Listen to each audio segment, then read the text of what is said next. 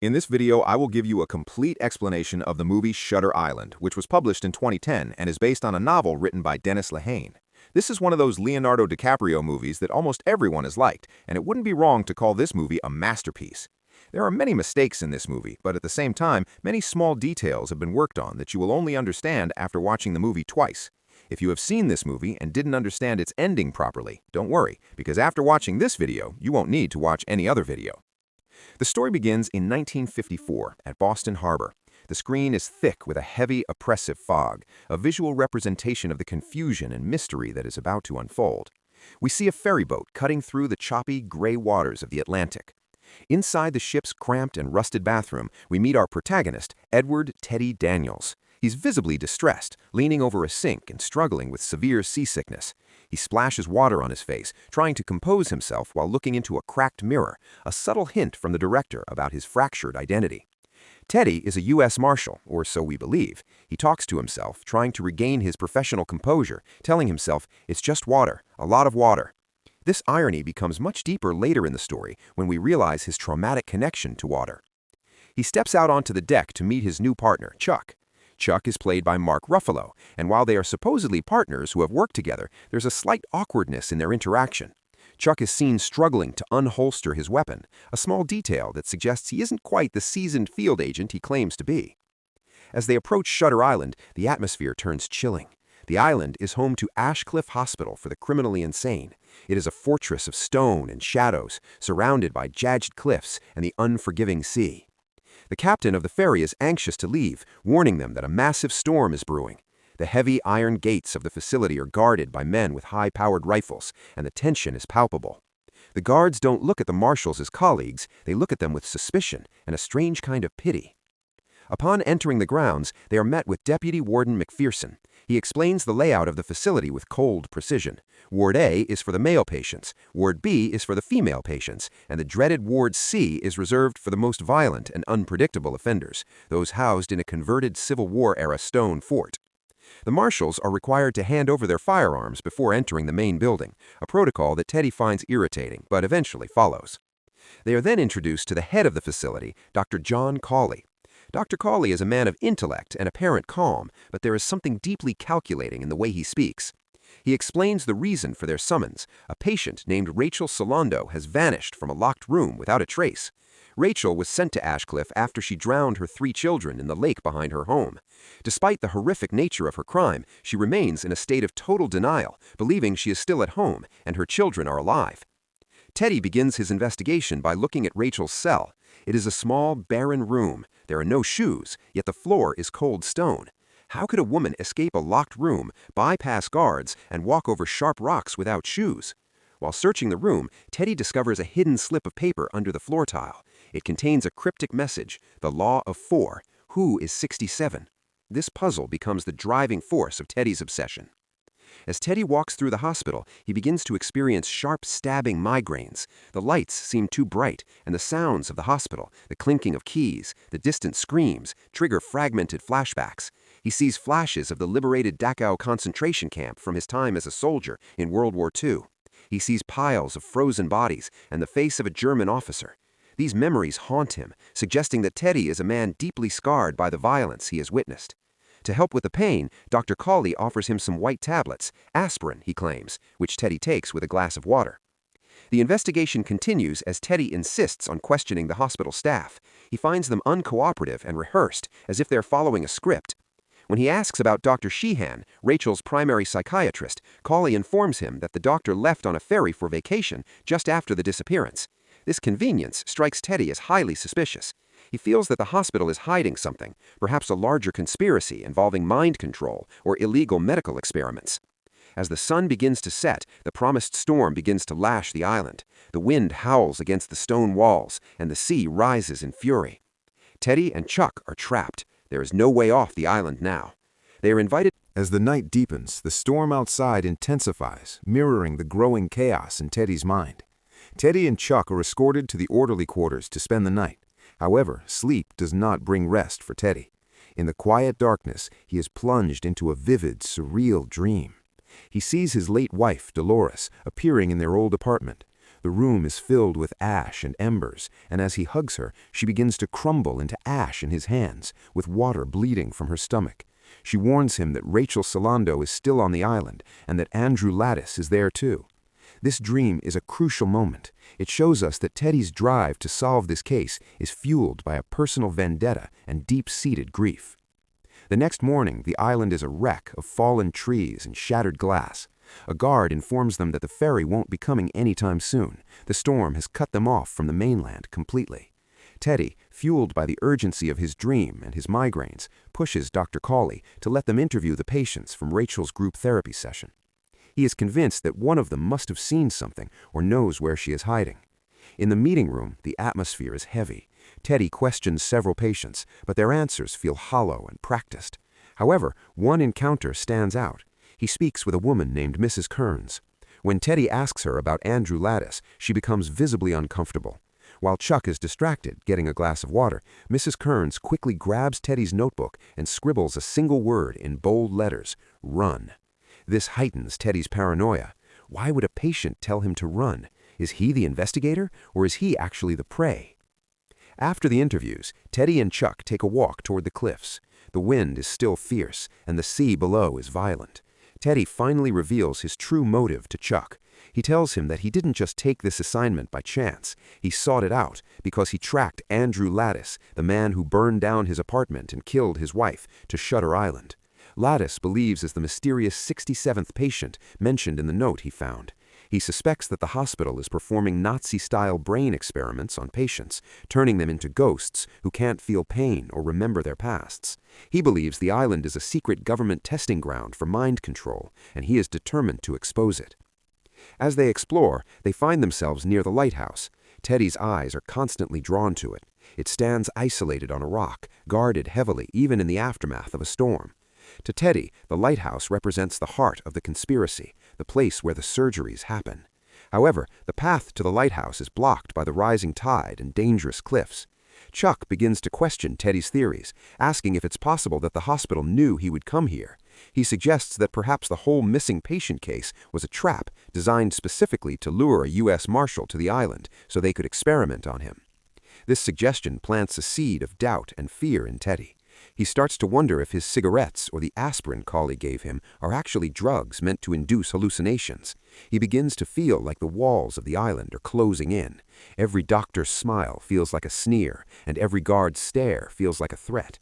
Just as they decide to head back, the wind picks up. The storm reaches its peak while Teddy and Chuck are sheltered in the mausoleum. Amidst the howling winds, Teddy's theories become more elaborate. He explains to Chuck that the law of four must refer to something deeper, perhaps a code for the experiments. He mentions his encounter with George Noyce, a former patient who had originally tipped him off about the horrors of Shutter Island. George had told him that they were doing things to people's brains, lobotomies that stripped away their humanity. According to George, the hospital was taking the most violent prisoners and resetting them. When the storm finally subsides enough for them to move, they return to the hospital, only to find it in a state of chaos. The backup generators have failed, and the electronic security systems are down. This is the moment Teddy has been waiting for. He sees the confusion as his chance to infiltrate Ward C, the forbidden fort where the most dangerous patients are kept. He's certain that if Andrew Lattice is anywhere, he's in Ward C. Teddy and Chuck manage to slip past the distracted guards and enter the dark, damp corridors of the fort. The air is thick with the smell of decay and the sounds of men who have lost their minds. As they navigate the labyrinthine halls, Teddy is separated from Chuck. He finds himself in the deepest part of the ward, where the cells are nothing more than iron cages. From the shadows, he hears a voice whispering his name. He approaches a cell and sees a man whose face is a map of scars and bruises. It is George Noyce. But George is terrified of Teddy. He screams that Teddy did this to him, that Teddy beat him because George called him by his real name. George warns him that the investigation is a game, a maze designed to keep him occupied while they prepare him for the lighthouse. "You're not investigating anything," George hisses. "You're a rat in a maze." He tells Teddy that his partner, Chuck, cannot be trusted, and that everyone on the island is part of the play. Teddy is shaken to his core. He leaves Ward C and finds Chuck, But the seed of doubt has grown into a forest. He begins to look at Chuck differently. Is he a partner or is he a handler? They head toward the cliffs again, Teddy's obsession now focused entirely on the lighthouse. He believes Chuck is trying to stall him when Chuck warns that the climb down the cliffs to reach the lighthouse is suicide. Teddy decides to go alone. He climbs down the treacherous, rain-slicked rocks, his fingers bleeding, his breath ragged. When he reaches a vantage point, he looks down and sees Chuck's body lying on the rocks below, washed by the tide. Panic seizes him. He scrambles down to save his friend, but when he reaches the spot, the body is gone. There is nothing but the crashing waves.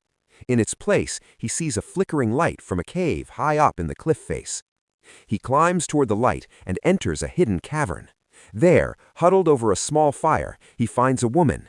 She's thin, ragged, and terrified. She introduces herself as the real Rachel Solando. She tells Teddy a story that confirms his worst fears. She was a doctor at the hospital who discovered the truth about the brain surgeries and the government funding. To silence her, they labeled her insane and made her a patient. Once they declare you crazy. After leaving the cave and the woman claiming to be the real Rachel Solando, Teddy is more determined than ever. He believes he has the truth in his hands. Every headache, every hallucination, and the disappearance of Chuck now make perfect sense to him. He is being poisoned to stop his investigation. He makes his way back to the hospital grounds, moving like a soldier behind enemy lines. He encounters the warden, a cold and Darwinian man who speaks to Teddy about the nature of violence, further unsettling him. Teddy realizes that to end this, he must go to the one place everyone warned him against, the lighthouse. He believes that Chuck is being held there, likely being prepared for the same brain surgery the real Rachel described. He creates a distraction by blowing up Dr. Cawley's car using a makeshift fuse, and in the chaos, he swims across the freezing water to the base of the lighthouse. He scales the tower, gun in hand, ready to confront the monsters. He bursts into the top room, expecting to find a laboratory filled with surgical tools and brainwashing equipment. Instead, he finds a simple office. Dr. Cawley is sitting there, calm and unarmed, waiting for him. This is where the movie delivers its legendary twist. Dr. Cawley reveals that there are no Nazi experiments. There is no conspiracy. Teddy Daniels does not exist. The man standing in the room is actually Andrew Lattice, the 67th patient of Shutter Island. Cawley explains that Andrew was a U.S. Marshal, but he was committed to the hospital 2 years ago after he murdered his wife, Dolores. Dolores had drowned their 3 children in a fit of manic depression, and in his grief and rage, Andrew shot her. To escape the unbearable pain of his reality, he created a complex fantasy world. In this world, he was still a hero, Teddy. His wife died in an accidental fire, and he was on the island to solve a mystery. The Law of 4 was actually anagrams. Edward Daniels is an anagram for Andrew Lattice. Rachel Solando is an anagram for Dolores Chanal, his wife's maiden name. Dr. Sheehan then enters the room. To Andrew's shock, it is Chuck. Sheehan explains that he hasn't been his partner for 4 days. He has been Andrew's primary psychiatrist for 2 years. The entire investigation of the last 48 hours was a massive, hospital-wide role-playing exercise, a last-ditch effort to allow Andrew to play out his fantasy to its end, in the hopes that seeing its inconsistency would finally snap him back to reality. If this radical therapy failed, the hospital board would have no choice but to authorize a lobotomy to prevent Andrew's violent outbursts. Andrew is hit with a tidal. After the crushing revelation in the lighthouse, Andrew Ladidis finally accepts the truth. He remembers the lake, the bodies of his 3 children, and the look in his wife Dolores' eyes before he pulled the trigger. The real Rachel Solando he met in the cave was just another hallucination, a manifestation of his mind trying to protect his conspiracy theory. He realizes that the aspirin and cigarettes weren't drugs making him crazy, they were actually his medication. And the withdrawal from those meds was what caused his tremors and hallucinations during the storm. We move to the final scene of the movie. It is a beautiful, clear morning on the island. The storm has completely passed, symbolizing that the storm inside Andrew's mind has also settled. He is sitting on the hospital steps, and Dr. Sheehan, Chuck, approaches him. Sheehan sits down and asks, "What's our next move, partner?"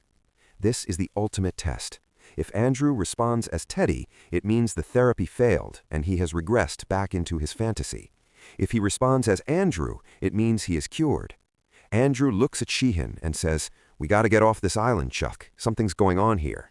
Sheehan's face falls. He looks over at Dr. Cawley and the warden and gives a subtle shake of his head, the signal that the treatment has failed, and Andrew has relapsed.